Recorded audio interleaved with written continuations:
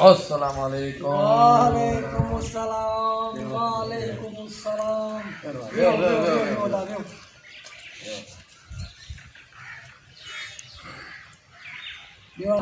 तबियत सही आहे, सभु काम आहिनि। तव्हां ॿुधायो तारा केरु लॻो पिया? सभु काम आहिनि, टाइट ख़ुशि वेठा आहिनि बाबा? ख़ुशि वेठा आहियो? तव्हां ख़ुशख़बरी ॿुधी आहे? बापे मुंहिंजी तारीख़ वधी अथई, मथे महीने जी 20 तारीख़। भत अहिड़ो कंदासीं सफ़ा ईअं ठाहे शादी। अरे रोकेश रोकेश मुझे जो शादी जी ॻाल्हि न करे, मां ठोप मारींदोमांसि। हा आख़िर थियो छा आहे? ॿुधायो सही न बाबा। ॿुधायांव हा। ॿुधायांव त मूंसां छा थियो आहे। कराची वियुसि हा शादी दफ़्तर, पंहिंजी शादी दफ़्तर वारे सां ॻाल्हायुमि। हा साईं। चयोमांसि बाबा मूंखे शादी करणी आहे। हुननि मूंखे अचे मायुनि जा फ़ोटू ॾेखारिया। हा दा नेठि हिकिड़ी वतन शादी करे नची वॾो भतु कयुमि, घर पहुतुसि। हा माईअ खां पुछियुमि छा कंदी आहीं? ॿुधायईं त मां जहाज में पहिरीं आहियां। उहो ख़बर अथई जंहिंखे हा, हा। एयर होस्ट चवंदा आहिनि। अच्छा सॼो ॾींहुं पई वते जहाज में माण्हुनि सां डंदड़ा कढंदी। मां साॻो ई घर वात पटी वेठो आहियां। पोइ छा थियो दा? वरी आयो मां हैदराबाद। हा हैदराबाद में शादी दफ़्तर में आयुसि। अच्छा पोइ?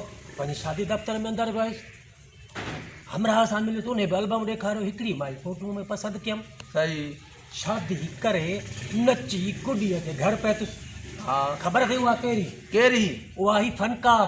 हल भेण। सॼो ॾींहुं पई वते ॿियनि जे शादियुनि में ॻाईंदी। मां साॻो घर वात पटी वेठो आहियां। वॾो ज़ुल्म आहे। पोइ अॻिते छा थियो भाउ? वरी आयो मां नवाब शाह। हल भेण। नवाब शाह हा लिखी न? हा हा ॿुधी आहे। नवाब शाह शादी दफ़्तर में वियुसि। मां चयोमांसि यार का माई मूंखे अहिड़ी ॾियो जो सिधी सादी हुजे। हा उन्हनि बि इहा ई ॻाल्हि कई। माई भली आहे। वठी जॾहिं शादी करे घर पहुतुसि, ख़बर अथई उहा माई मुंहिंजी छा निकिती? छा निकिती भाउ? पोलियो वारी। हल माना टी माई पोलियो वारी। सॼो ॾींहुं कूलर कुल्हे ते वते पई ॿियनि जे ॿारनि खे पोलियो पियारींदी।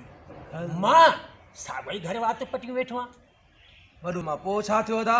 वरी आयो मां सखर। सखर। सखर हा हा सखर शादी दफ़्तर में वियुसि। मां चयोमांसि यार का माई मूंखे अहिड़ी ॾियो सफ़ा सिधी सादी। हा साईं। उन्हनि बि चयो भली आहे।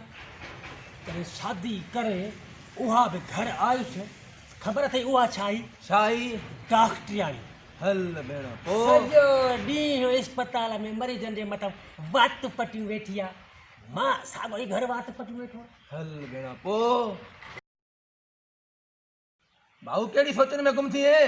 हा वरी छा थियो? हाणे मां शादी दफ़्तर खोलींदुसि। वाह रे वाह। हुननि खे वीचारनि खे रोकी थो ऐं पाण शादी दफ़्तर थो खोली।